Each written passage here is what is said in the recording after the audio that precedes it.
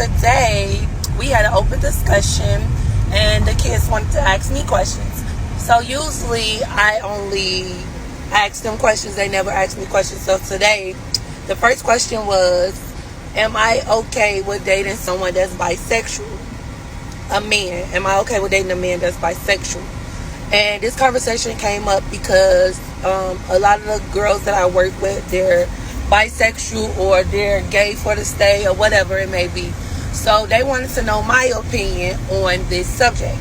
So I had to dig deep and really think about this question before I ask, because I never want to be insensitive to anyone and I never want to come off rude or disrespectful. So I really had to think about this. And so I was telling them a story that happened to me in college. And so, okay, so this is what I told them. Okay, so my freshman year of college, I went to Diller in New Orleans, and so I had met this guy at the airport. And I was lost because they had lost my bags. That's why I never do check bags, because I had lost my clothes. This was like the second time that I had lost my bags, flying a plane or whatever. So I'm always skeptical of checking my bag. But they made me check my bag this time.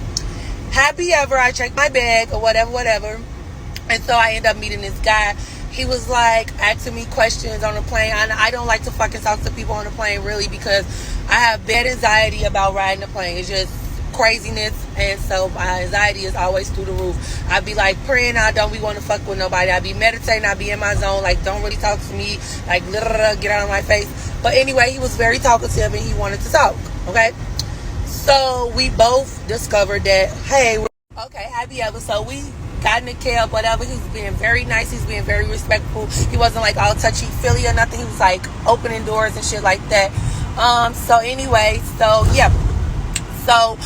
we were talking. He was telling me how he was single and everything, and just explaining to me relationship shit. And we both got to talking about past relationships. Mind you, we just got out of high school, so it was oh my god, you just got out of high school. So we was talking about high school relationships or whatever.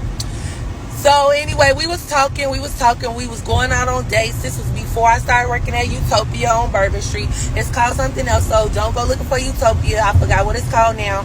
But you could just ask people oh, what's the old Utopia called now? Da-da-da-da.